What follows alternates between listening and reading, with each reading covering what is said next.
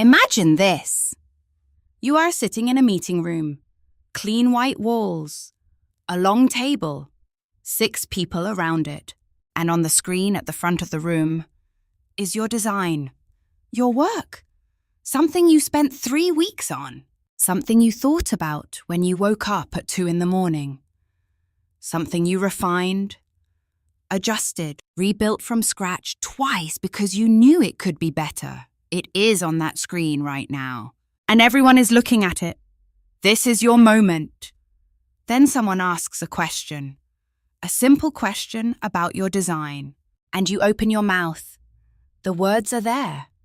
In your head, they are perfect, clear, precise, professional. The kind of answer that would make every person in that room nod and say, yes, this person knows exactly what they are doing. But what comes out of your mouth is not that. The words get stuck. The sentence breaks apart. You search for the right term and find nothing. The room waits. The silence grows. And you watch something happen in the eyes of the people around that table. A small shift. Almost invisible. But you see it. They stop listening.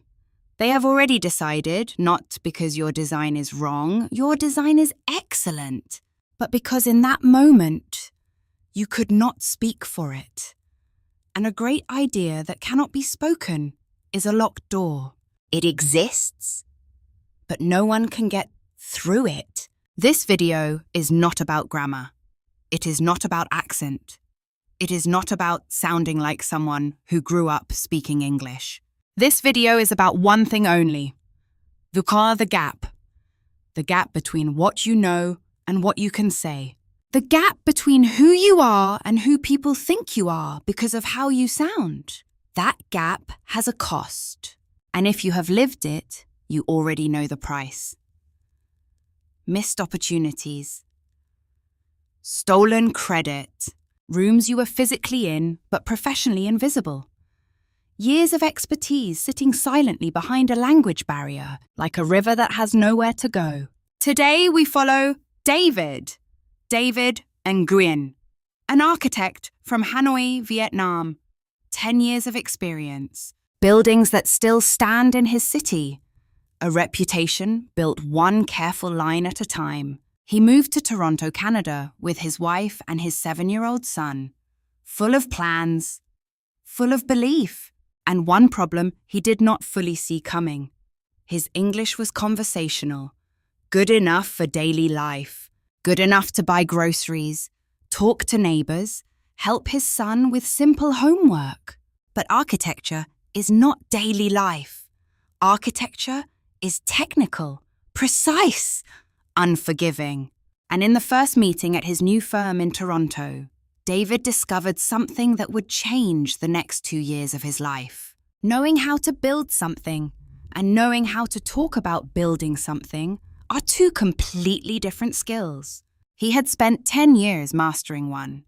He had almost no practice in the other. Stay with me, because what happened to David is happening to someone right now in a meeting room somewhere. Maybe that someone is you? Before we follow David into that meeting room, let me give you something first. 4 words, 4 weapons, not just for English, for life. Because the right word at the right moment can open a door that has been closed for years. Are you ready? The first word is expertise. Expertise. Expertise. Expertise. Say it with me, expertise. Expertise means a high level of skill or knowledge in a particular area. Not general knowledge. Deep knowledge, the kind that takes years to build. Here is how we use it. David has 10 years of expertise in architectural design. Don't underestimate her expertise just because of her accent. Here is the truth about this word. Expertise cannot be faked. It cannot be bought. It can only be earned. You have spent years earning yours. Don't let a language barrier make people forget that. The second word is barrier. Barrier, barrier. Say it with me, barrier. A barrier is something that blocks you, something that stands between you and where you want to go. Here is how we use it. Language was the biggest barrier he faced in his new country. She refused to let fear become a barrier to her success. Now, here is something important. A barrier is not a wall. A wall is permanent. A barrier can be moved. A barrier can be broken. A barrier can be walked around. The question is never, is there a barrier? There will always be barriers. The question is, what am I going to do about it? The third word is articulate. Articulate. Articulate. Say it with me, articulate. To articulate means to express your thoughts and feelings clearly and effectively, to say exactly what you mean in a way that other people understand. Here is how we use it. He struggled to articulate his ideas in a second language. With practice, she became more articulate in professional situations. This word is the heart of David's story. Because David's problem was never a lack of ideas. His problem was articulation, the bridge between thinking and speaking. And here is the good news. Articulation is a skill. Skills can be learned. Skills can be practiced. Skills can be mastered. The fourth word is prove yourself. 2 words, 1 powerful meaning. Say it with me, prove yourself. To prove yourself means to show others that you are capable, that you are competent, that you belong in the room. Here is how we use it. He felt constant pressure to prove himself at every meeting. You should never have to prove yourself to someone who has already decided not to see you. Now, stop for a moment. That last sentence is important. Read it again. You should never have to prove yourself to someone who has already decided not to see you. Because some people, no matter what you say, no matter what you show them, have already made up their minds. And the sooner you understand that, the sooner you stop wasting energy on the wrong audience. David had to learn this the hard way. 4 words: expertise, barrier, articulate. Prove yourself. Each one is a piece of David's story. Each one is a piece of your story too. Keep them close. You are going to need them. Let me tell you about David. David Nguyen was not a dreamer. He was a builder. There is a difference. Dreamers imagine things. Builders make them real. David grew up in Hanoi, in a family that understood hard work better than anything else. His father was a construction worker. His mother sold food at the market every morning before sunrise. They did not talk about dreams. They talked about plans. So David made a plan.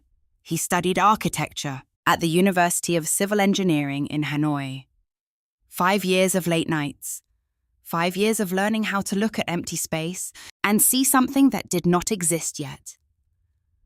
How to draw a line and know that one day that line would become a wall, a room, a home, a place where someone's child would take their first steps. That thought never got old for David. The idea that his work would outlive him, that long after he was gone, something he imagined would still be standing. That was not just a job. That was a reason to wake up. At 28 years old, David got his license. He joined a firm in Hanoi, small at first, residential projects, houses for young families, apartments for people who had saved for years for a place to call their own. David took every project seriously, no matter how small. Because he believed this, every building tells a story about the person who designed it. And David wanted his story to be one of care, of precision, of quiet excellence. 10 years passed. The projects got bigger. Commercial buildings, a community centre, a school in the suburbs of Hanoi that David designed specifically so that every classroom would have natural light. Because he remembered studying under a small lamp as a child, and he never forgot what it felt like to strain your eyes just to learn something. His colleagues respected him. His clients trusted him.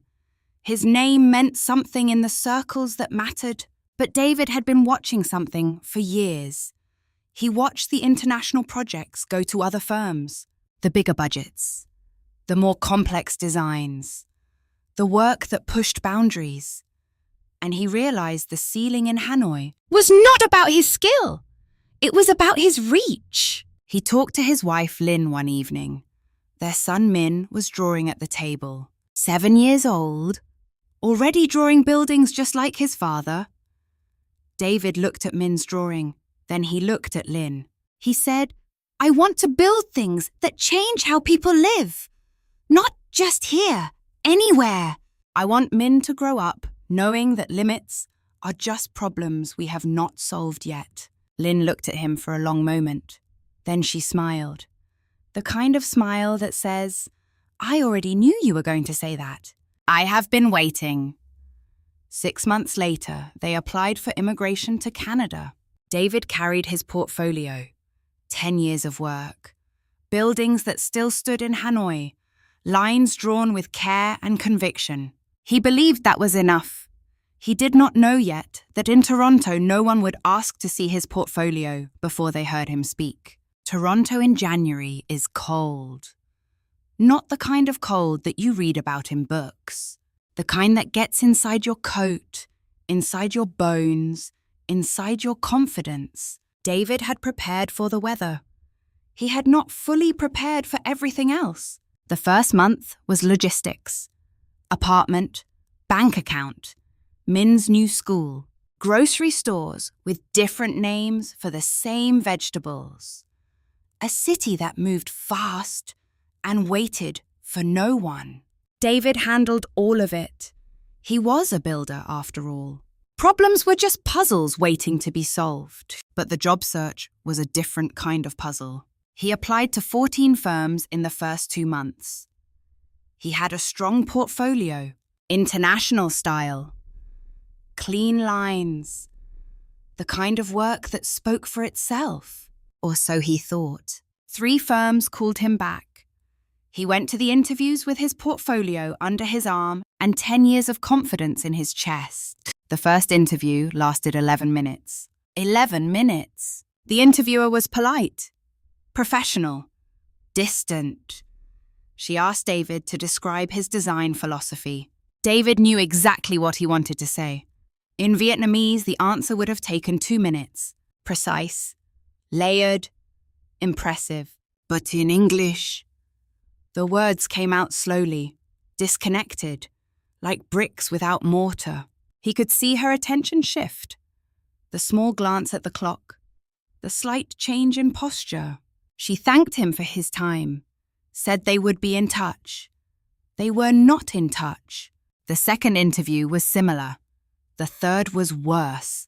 Because by the third interview, David had started to do something that would cost him more than any language barrier ever could. He started to apologize before he even opened his mouth. "Sorry, my English is not very good. Sorry, let me try to explain again. Sorry, I don't know the right word." Every sorry was a small surrender. Every apology before speaking told the room, "Please lower your expectations of me." And the room listened. At home, the pressure was quiet, but constant. Lynn worked at a Vietnamese restaurant 3 evenings a week. She never complained. But David saw her coming home tired, saw her checking the bank account on her phone when she thought he was not looking. Min came home from school one day and said, "Papa, my teacher asked me what my father does for work." "I didn't know what to say because you don't have a job yet." David said nothing. He just nodded. and went to sit alone in the small balcony of their apartment. It was -12 degrees outside. He sat there anyway, because inside felt heavier. He opened his portfolio, looked at the buildings, the school with the natural light, the community centre, the residential complex that won a small award in 2019. He had built all of that, with these hands, with this mind, and now he could not even get past an 11-minute interview. He closed the portfolio, looked out at the grey Toronto sky, and asked himself the question that every immigrant professional asks at some point. In the middle of the night, did I make a terrible mistake? Or am I just not good enough for this world? Neither answer felt right, but he did not have a better one yet. Not yet. 2 months after the failed interviews, David finally got a job. Not at an architecture firm. Not yet. He got a job as a drafting assistant at a small construction company, mostly technical drawing, following instructions, executing other people's ideas. For a man who had spent 10 years creating his own ideas, this was like being asked to colour inside someone else's lines. But it paid the bills. And David was a builder. Builders adapt. The office had 12 people. David was the only immigrant, the only one whose first language was not English. Most of his colleagues were kind enough, polite, professional. They included him in lunch invitations. They showed him where the coffee was. But there was one person who was different. His name was Jason. Jason was 32 years old, 5 years of experience, good at his job, confident in the way that comes easily. When every room you walk into already speaks your language, Jason was not cruel. He was something more subtle, more damaging. He was dismissive. In meetings when David tried to speak, Jason would finish his sentences. Not to help, to replace. What David is trying to say is... And then Jason would say something that was almost what David meant, but not exactly, never exactly. And because David could not find the words fast enough to correct him, he would just nod and say nothing. And slowly, without anyone planning it, Jason became the voice in the room, and David became the hands. One afternoon, David spent 3 hours redesigning a structural detail that he could see was inefficient. The current design would cost more, take longer to build, create problems down the line. He fixed it, quietly, carefully, the way he always worked. He sent the updated file to his supervisor, with a short note explaining the change. His English in writing was better than in speaking, but still not perfect. The note was simple, direct, maybe too simple. The supervisor forwarded it to the team. In the next meeting, the supervisor presented the fix, said it was a good catch, said it would save the project 2 weeks and significant cost. Everyone nodded. Good work. Then someone asked, whose idea was this? The supervisor looked at his email, then looked up. Jason flagged this one, I believe. Jason said nothing to correct him. He just nodded, clicked his pen, moved on to the next agenda point. David sat very still. He felt something move inside him. Not anger, exactly. Something colder than anger. Something that had been building for months. The feeling of being professionally erased. Not fired. Not insulted. Just removed. Quietly. Efficiently. Like a line deleted from a drawing. He looked at Jason. Jason was already looking at his laptop. Already somewhere else. Already done with the moment that had just changed something permanently in David. That evening, David called his old colleague in Hanoi. A friend from university. A man named Tuan, who had worked with David for 7 years. David told him everything. Tuan listened. Then he said something that David was not expecting. He said, David, you are describing a war, and you are fighting it with no weapons. You keep showing up to the battlefield with your hands empty. Your ears are your weapons.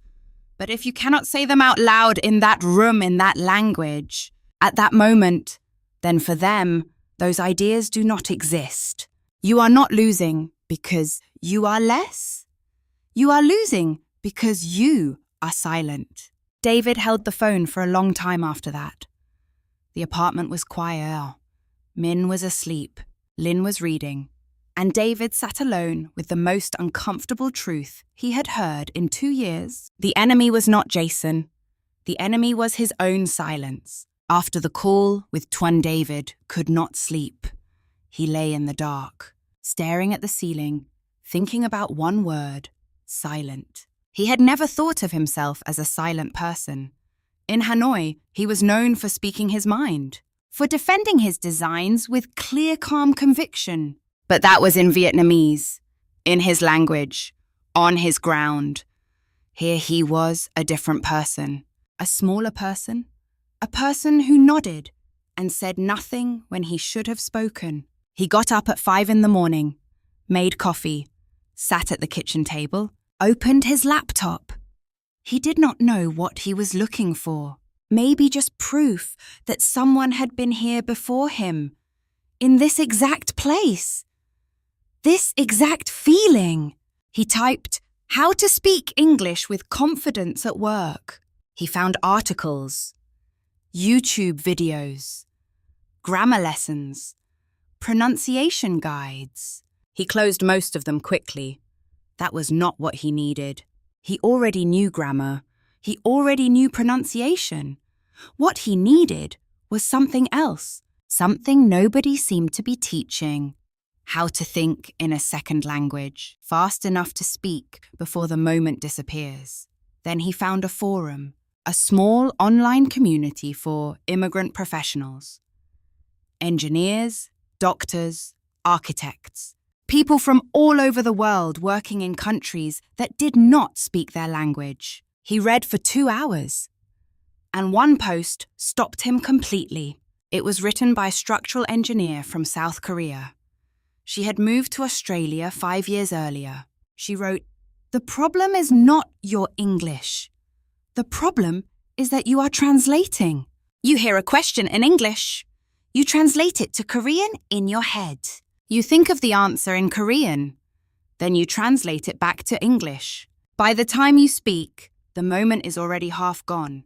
Stop translating. Start collecting. Learn the exact sentences you need for your specific situations. Not general English. Your English.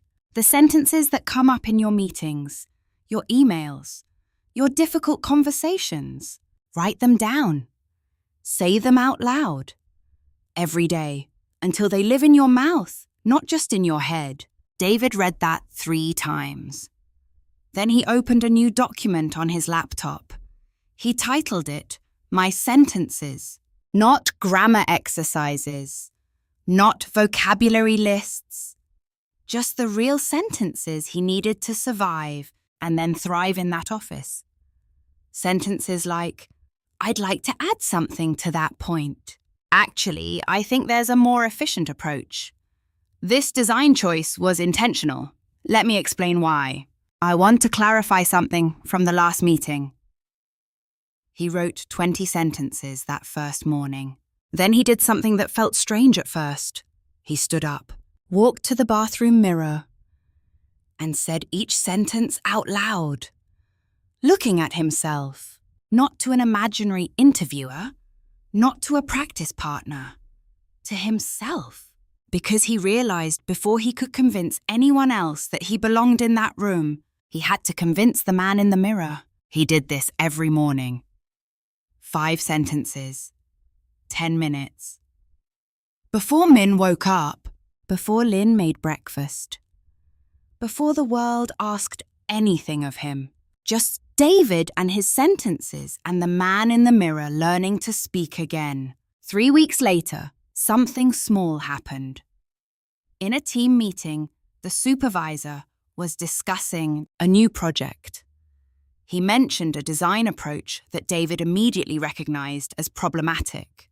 The old David would have seen it, known it, felt it, and said nothing. But this David had a sentence for this. He had practiced it 14 times in the bathroom mirror. He took a breath. He said clearly, "I'd like to add something to that point. I think there's a more efficient approach. Can I show you?" The room went quiet for a second.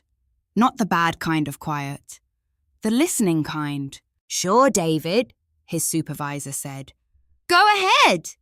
David's hands were steady. His voice was steady. And for the first time in 8 months in Toronto, he went ahead. Progress is never a straight line. David knew this better than anyone. In architecture, you draw a plan. Then reality pushes back. The ground is different. The materials behave differently. The client changes their mind. You adjust. You redraw. You keep building. Life works the same way. After that first meeting, David felt something shift. Just enough light to keep going. He kept his morning practice every day, no exceptions. 5 sentences, 10 minutes.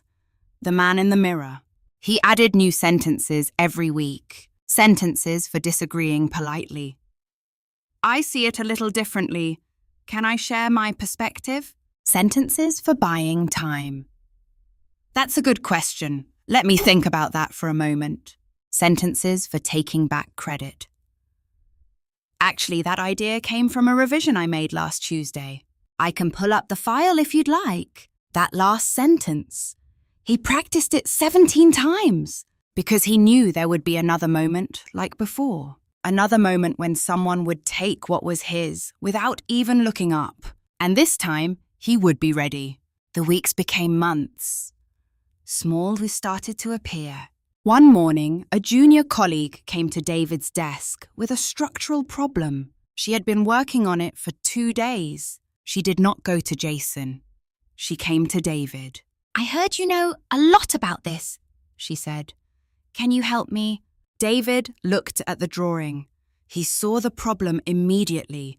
He explained it clearly, simply, without rushing. She understood in 10 minutes what she had been struggling with for 2 days. She said, "Thank you. That was so helpful." And she meant it. David turned back to his desk and smiled quietly.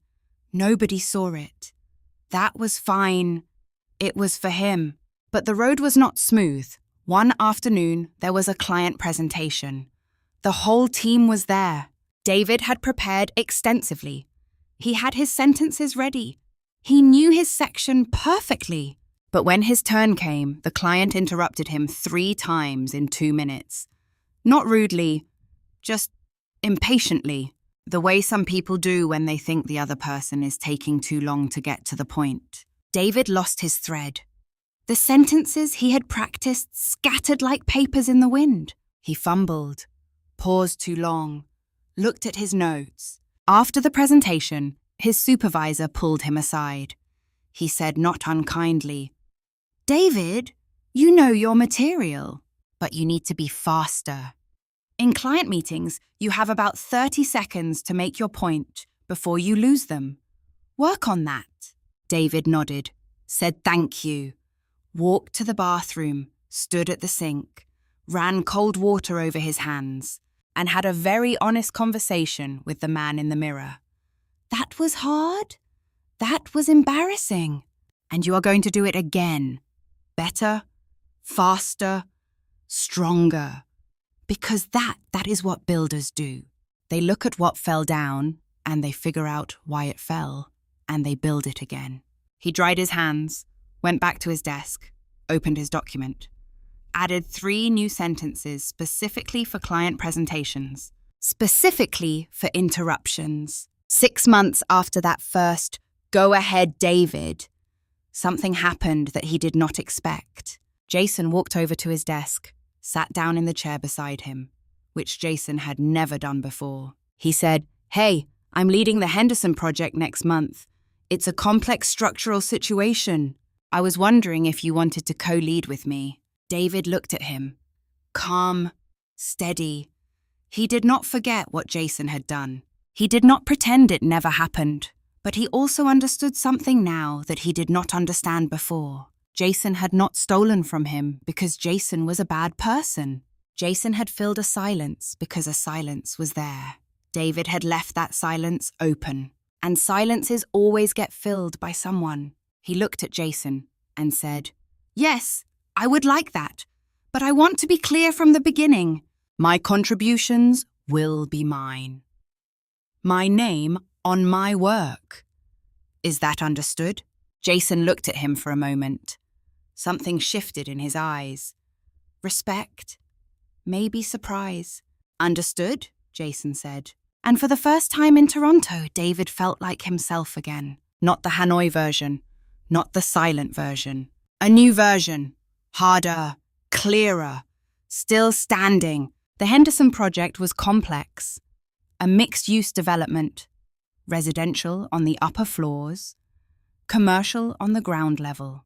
A rooftop garden that the client had very specific ideas about, but could not quite describe. David loved problems like this, not because they were easy, because they were not. He and Jason worked together for 11 weeks.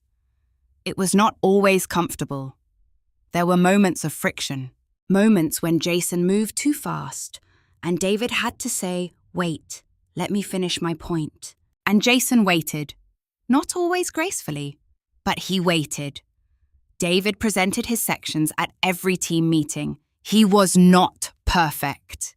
He still paused sometimes, still searched for words in the middle of a sentence, but he did not apologize for it anymore. He had removed that word from the beginning of his sentences. No more, "Sorry, my English is not very good." Instead, "Let me explain this clearly." Same situation, completely different message. One sent the room to sleep. The other asked the room to listen. 8 weeks into the project, David solved the rooftop garden problem. The client wanted greenery, wanted open space, wanted something that felt like it did not belong on top of a building. David spent one weekend drawing and redrawing. Min sat beside him at the table, drawing his own buildings. Father and son, both building worlds on paper. On Sunday evening, David found the solution. A suspended garden structure. Lightweight steel frame, modular planting sections. A design that made the rooftop feel like it was floating above the city rather than sitting on it. He came to the next meeting and presented it himself. Start to finish. No handover to Jason. No solid version. His sentences were not perfect, but his idea was. And the room knew it. The client leaned forward, looked at the drawings for a long time, then looked up at David and said, "This is exactly what I meant. I just didn't know how to say it. How did you know?" David looked at him calmly and said, "Because I listened to what you couldn't say. That is part of my job." The room was quiet for a moment. The good kind of quiet. His supervisor looked at him from across the table. A small nod. The kind that says more than a paragraph of words. The Henderson project was completed 4 months later. At the small celebration in the office, David's supervisor stood up and said a few words. He mentioned the rooftop garden, said it was the highlight of the project, said the client had specifically requested that the same design team be considered for their next development. Then he looked directly at David. "This one was yours, David. We all know it. Well done." David held his coffee cup with both hands, nodded once. He did not make a speech. He did not need to. He had already said everything that needed to be said, in that meeting room, in front of that client, in his own words, in his own voice. That evening, he picked up Min from school. They walked home through the cold. Min was talking about something that happened in class. A project, a presentation. How he had been nervous, but he did it anyway. David stopped walking, looked at his son. "Were you scared?" he asked. Min thought about it. A little, but then I just started, and it got easier. David looked at this 7-year-old boy who had just described in one sentence what David had spent 2 years learning. He put his hand on Min's shoulder. That is exactly right, Con. You just start, and it gets easier. They kept walking. The city was cold. The sky was grey. But David Nguyen walked through it like a man who knew exactly where he was going and exactly what he was worth. David's story does not end in that office. It never ends. Because builders never stop building. They just move to the next project, the next problem, the next empty space waiting to become something. 6 months after the Henderson project, David was promoted. Junior architect. His name on the door. His name on the drawings. He still practices his sentences every morning. Not because he is still struggling, because he never wants to go back to the man who apologized before he opened his mouth. That man is gone. And David does not miss him. Now let me step out of David's story and talk to you directly. Because David's story is not really about architecture. It is not about Toronto. It is not even about English. It is about the gap. The gap between what you know and what you can say.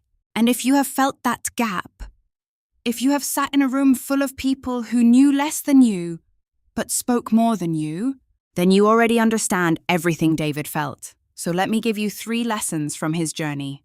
Not theory, not inspiration. Practical truth. Lesson 1 to 1. Stop translating. Start collecting. Your brain cannot translate fast enough for real conversations. By the time you find the perfect sentence, the moment is gone. So stop trying to be perfect. Start building your own collection. The exact sentences you need for your exact situations. Write them down. Say them out loud. Every single day, until they live in your mouth. Not just in your head. This is not a language hack. This is how fluency actually works. 1 sentence at a time. 1 situation at a time. Lesson 2. Remove sorry from the beginning of your sentences. Every time you say, sorry, my English is not good, before you speak, you are doing the other person's job for them. You are lowering their expectation before they have a chance to be impressed. Replace it with this. Let me explain this clearly. I want to make sure I say this right. Give me 1 moment. Same pause. Completely different power. You are not apologizing for existing. You are preparing to deliver. There is a world of difference between those 2 things. Lesson 3. Silence is not neutral. Silence is a choice. And like all choices, it has consequences. When you stay silent in a meeting where you have something to say, you are not being humble. You are leaving space for someone else to fill. And someone always will. You do not need to be loud. You do not need to be perfect. You just need to start. Like Min said, I was nervous, but I just started. And it got easier. 7 years old. Already knows the secret. 3 lessons. 1 truth underneath all of them. Your expertise did not disappear when you crossed that border. Your intelligence did not shrink when you changed languages. Your value did not decrease when you changed countries. The only thing that changed was the language you used to show the world what you already are. And that is something you can work on. Starting today.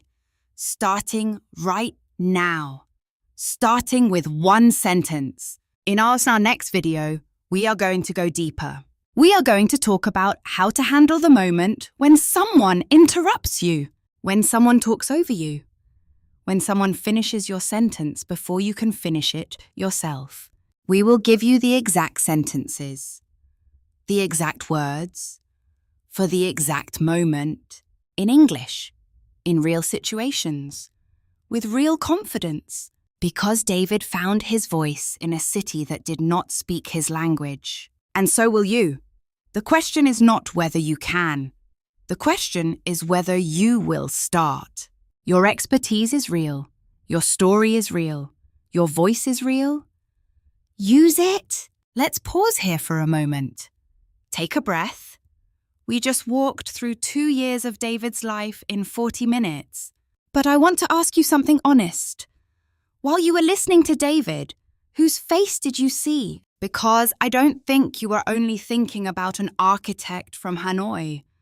I think you were thinking about someone else entirely. Someone who sits in meetings with the right answer, but not the right words. Someone whose resume tells one story, but whose voice tells another. Someone who has spent years building expertise in one language and is now trying to prove it in another. Maybe that someone is sitting exactly where you are right now. If that is you, then these 3 lessons are for you. Not for David, for you. Lesson 1, your accent is not your enemy, your silence is. People remember confidence long after they forget grammar mistakes. Think about the 2 versions of David. The version who said, "Sorry, my English is not very good," and the version who said, "Let me explain this clearly." Same person, same knowledge, same accent, completely different impact. Because the first version asked the room to lower its expectations. The second version asked the room to pay attention. And here is the truth, that most English courses will never teach you. Nobody remembers how you said something nearly as much as they remember how you made them feel when you said it. Speak with conviction, even when the words are imperfect, especially when the words are imperfect. That is not a language skill. That is a leadership skill. Lesson 2. The room will not wait for you, so stop waiting for the room. David's biggest mistake was not his English. It was his timing. He waited until he had the perfect sentence, and by the time he had it, the conversation had moved on. The moment had closed. Jason had already filled the silence. Here is what David learned. An imperfect sentence spoken now is worth 10 perfect sentences spoken too late. You do not need to say everything. You just need to say something. One sentence, enough to open the door, enough to show the room that you are present, that you have something to offer, that this conversation is not happening without you. Start with one sentence. The rest will follow. Lesson 3. You are not translating a language. You are translating yourself. This is the deepest lesson from David's journey. When he stood in front of the mirror every morning with his sentences, he was not practicing English. He was rebuilding his identity in a new language. He was teaching the new version of himself how to carry the old version's expertise into a new world. That is not a small thing. That is one of the hardest things a human being can do. To take everything you are in one language and find a way to be that in another. It takes time. It takes patience. It takes the willingness to look stupid sometimes in service of something larger. But here is what it gives you on the other side. You become bilingual, not just in language, but in identity. You learn to be fully yourself in 2 worlds. And that version of you is unstoppable. 3 lessons. 1 architect, 1 city, 1 man who stopped apologizing for taking up space. Now, I have a question for you. Which of these 3 lessons do you need most right now? The one about silence, the one about timing, the one about identity. Write it in the comments. Tell me where you are in your own story. Because this channel exists for exactly that moment, before this feeling fades, before the next notification pulls you away, before tomorrow looks exactly like yesterday.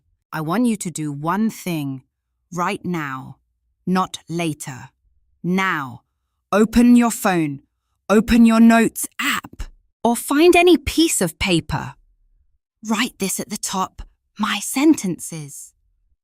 Then think about your life right now, your workplace, your meetings, your difficult conversations, the moments when you know what you want to say but cannot find the words fast enough. Write down 3 situations where you always feel stuck. Maybe it is when someone interrupts you. Maybe it is when you disagree but don't know how to say it politely. Maybe it is when you want to present an idea but lose your confidence halfway through.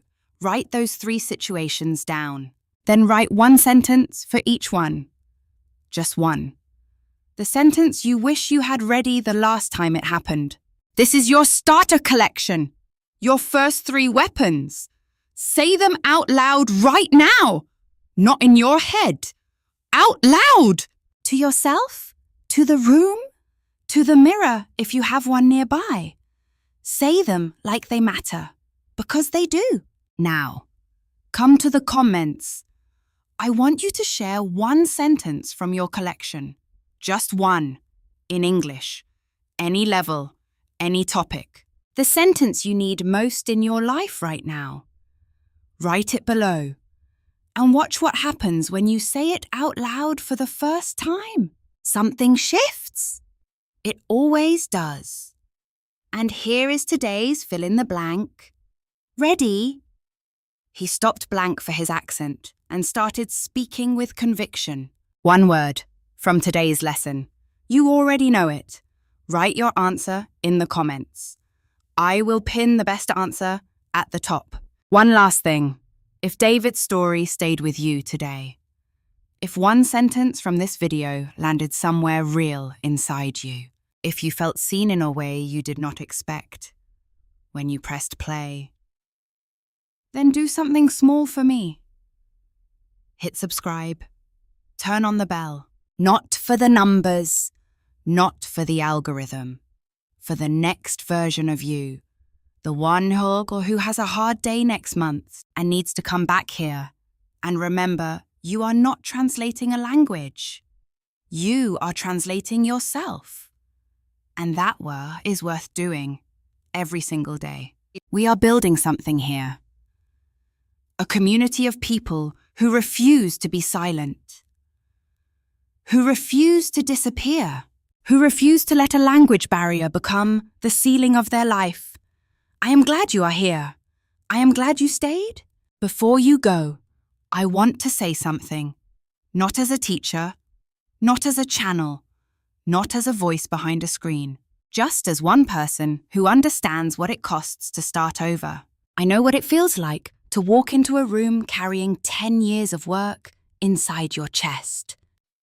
And watch people look past you because of how you sound. I know what it feels like to have the right answer and the wrong words. To be the smartest person in a conversation that you cannot fully enter. That feeling has a name.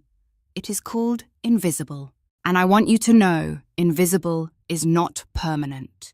Invisible is not the truth. Invisible is just where the story is right now, not where it ends. You did not cross an ocean, a border, a language, a version of yourself just to disappear. You crossed all of that to arrive, not to survive in silence. To arrive fully, loudly enough to be heard, clearly enough to be understood, completely enough to be seen. Your expertise is real. The years behind it are real.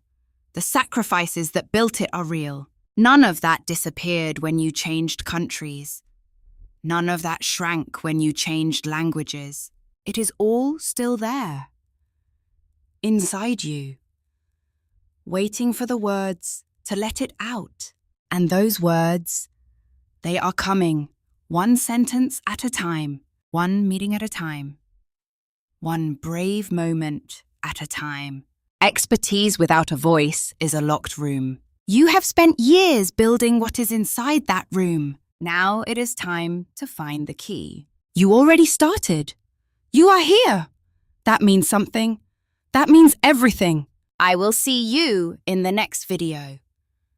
Until then, speak up, even when your voice shakes. Especially when your voice shakes, because a shaking voice that speaks is always more powerful than a perfect voice that stays silent.